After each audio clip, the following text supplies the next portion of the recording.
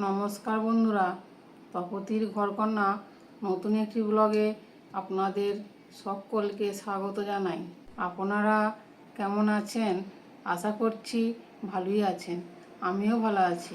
আজকে আমি একটা নতুন ধরনের চিকেনের রেসিপি আপনাদের সঙ্গে শেয়ার করতে চলেছি। এই গরমে কম তেল মশলা দিয়ে স্বাস্থ্যকর একটা চিকেনের রেসিপি, আর যেটা খেলে শরীরের কোনো ক্ষতি করবে না, আর খেতেও কিন্তু খুবই ভালো হয়। আপনারা কিন্তু ভিডিওটি প্রথম থেকে শেষ পর্যন্ত দেখতে থাকুন, স্কিপ না করে। আমি চিকেনের কি রেসিপি বানাচ্ছি আর কীভাবেই বা বানাচ্ছি আপনারা দেখতে থাকুন। চলুন তাহলে এবার রেসিপিটি শুরু করি। দেখুন বন্ধুরা, গন্ধরাজ চিকেন বানানোর জন্য আমি এখানে 300 থেকে 350 গ্রাম চিকেন নিয়ে নিয়েছি। এবার চিকেনটা ম্যারিনেট করে নেব। প্রথমে আমি পরিমাণ মতো লবণ দিয়ে দিলাম, আর হাফ চামচের মতো গোলমরিচের গুঁড়ো, আর এবার টক দই দিয়ে দিচ্ছি। দেখুন, 2 চামচ টক দই দিয়েছি, আর 2 চামচ সর্ষের তেল দিয়ে দিচ্ছি। এবার যেটা দিতে হবে, গন্ধরাজ চিকেন বানানোর জন্য গন্ধরাজ লেবু খোসাটা একটু গ্রেট করে দিয়ে দিচ্ছি। এটা কিন্তু অবশ্যই দিতে হবে। এমনভাবে গ্রেট করতে হবে যেন সাদা অংশটা না যায়। সাদা অংশটা মাংসের সঙ্গে গেলেই কিন্তু তেতো হয়ে যাবে। আমি দিয়েছি, দেখুন, এই হাফ চামচের মতো হবে গন্ধরাজ লেবুর খোসাটা, আর অল্প একটু গন্ধরাজ লেবুর রস দিয়ে দিচ্ছি, খুব সামান্য দিয়ে। এবার এই সব উপকরণগুলি একসঙ্গে আমি হাত দিয়ে ভালো করে মাখিয়ে নিচ্ছি। এইভাবে আমি মিনিট 2 মতো ভালো করে সব মশলা একসঙ্গে মিশিয়ে নিয়েছি। দেখুন, আপনাদেরও দেখিয়ে দিচ্ছি। সব মশলা কিন্তু ভালো করেই আমি মাখিয়ে নিয়েছি মাংসের সাথে। দেখুন, এবার এটাকে আমি ঢাকা দিয়ে কিছুক্ষণ রেখে দেবো। আধ ঘন্টার মতো রাখলেই হবে। এবার গ্যাসে একটা কড়াই বসিয়ে আমি সর্ষের তেল দিয়ে দিচ্ছি। আমি কিন্তু এই চিকেনটা সর্ষের তেলেই রান্না করব। তার জন্য 4 চামচের মতো সর্ষের তেল দিয়ে দিচ্ছি। গ্যাস জ্বালিয়েও দিয়েছি, আর তেল হালকা গরম হয়ে গেছে। এবার একটি তেজপাতা ছিঁড়ে তেলের মধ্যে দিয়ে দিচ্ছি, আর গোটা গরম মশলা কিছুটা দিয়ে দিচ্ছি। 2 এলাচ, 2 লবঙ্গ, 4 টুকরো দারচিনি দিয়ে তেলের মধ্যেই দিয়ে দিয়েছি। এবার এগুলো একটু নাড়াচাড়া করে ভেজে নেব। খুব বেশিক্ষণ ভাজা দরকার নেই, 1 মিনিটের মতো একটু নাড়াচাড়া করে নিলেই হবে। এবার 2টি পেঁয়াজ আমি কুচি করে রেখেছিলাম, সেগুলো দিয়ে দিচ্ছি তেলের মধ্যে। এবার পেঁয়াজগুলো দিয়ে ভেজে নেব।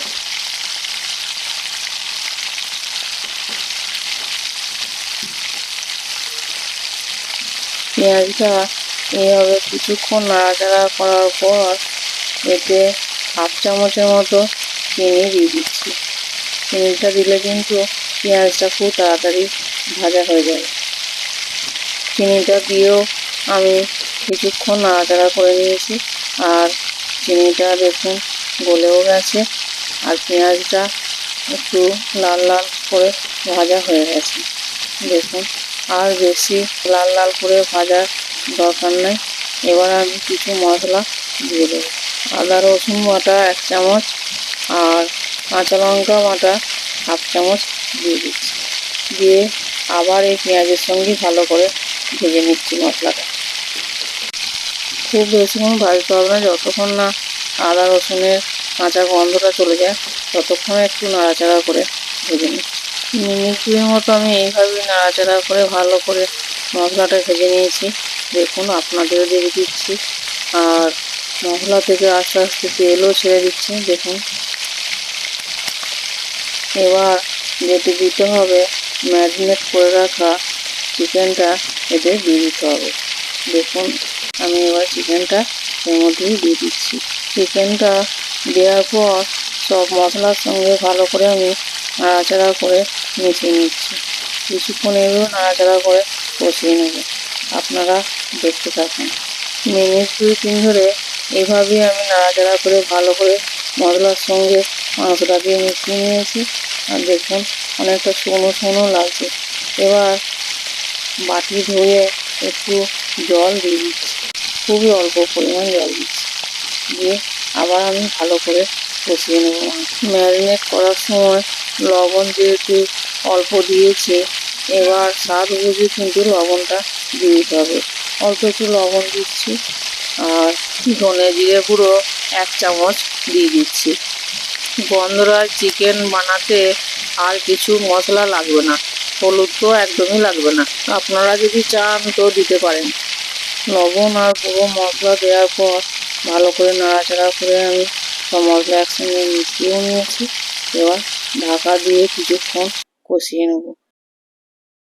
ঢাকা খুলে আপনাদের দেখাচ্ছি, দেখুন কালারটা কত সুন্দর এসেছে আর তেলও ছেড়ে দিয়েছে।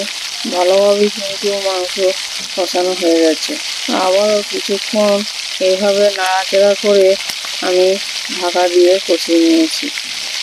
যত ঢাকা দিয়ে কষিয়ে নেবেন তত তাড়াতাড়ি কিন্তু মাংস সিদ্ধ হয়ে যায়।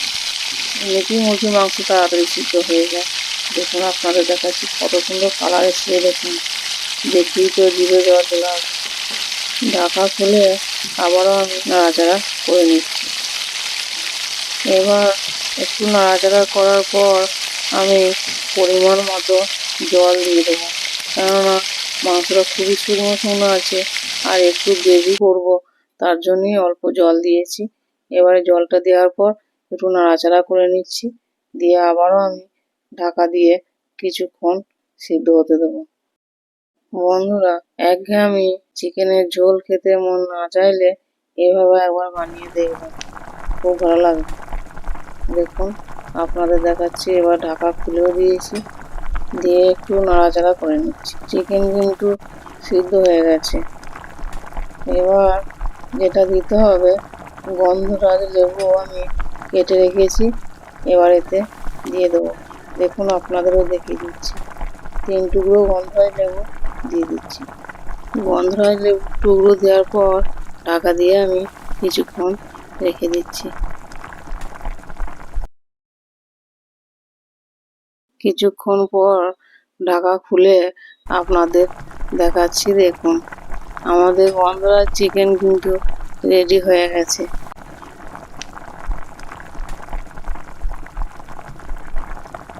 দুটি গন্ধরাজ লেবুর পাতা দিয়ে দিচ্ছি এই চিকেনের মধ্যে।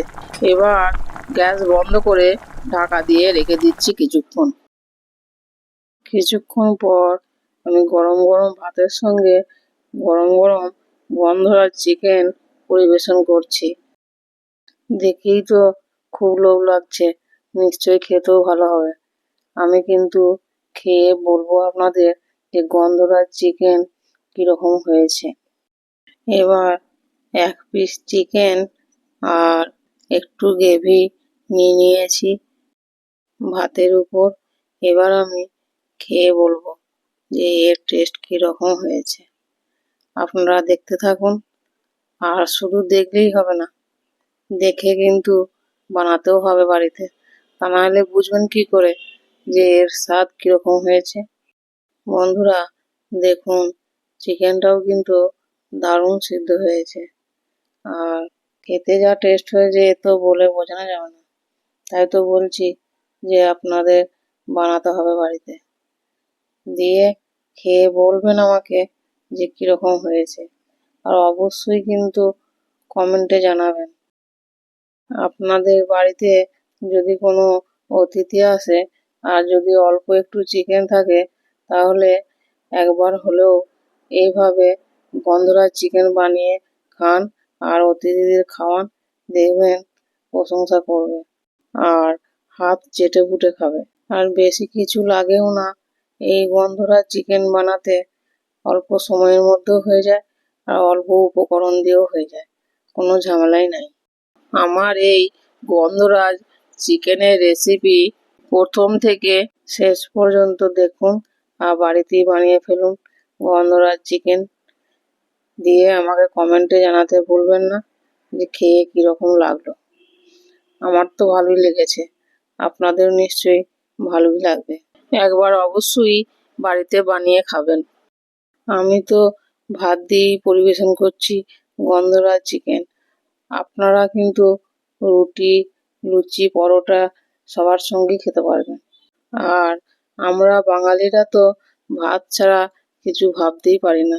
কথাতেই আছে, ভেতো বাঙালি ভাত ছাড়া কিছু ভাবতেই পারে না। তাই ভাত দিয়ে আমি পরিবেশন করেছি।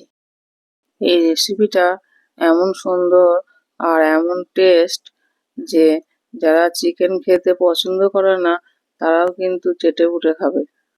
আর আপনারা তো দেখলেন তেল মশলা খুব কমই লাগে।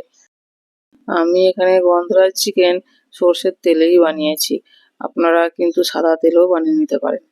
আর গন্ধরাজ চিকেন যখন বানাচ্ছি, গন্ধরাজ লেবু তো অবশ্যই দরকার, আর পাতাও দরকার।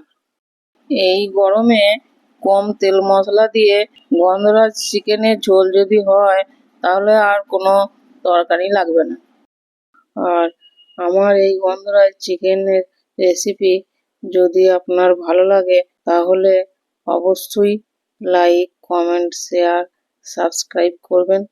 পাশে থাকা বেল বাটনটি প্রেস করে দেবেন যাতে আমি নিত্য নতুন ভিডিও দিলে সবার আগে আপনাদের কাছে পৌঁছে যায়। ফেসবুক থেকে দেখলে ফেসবুক পেজটি ফলো করবেন। আজ এই পর্যন্তই, আবার দেখা হবে অন্য কোনো ব্লগে অন্য কোনো রেসিপি নিয়ে।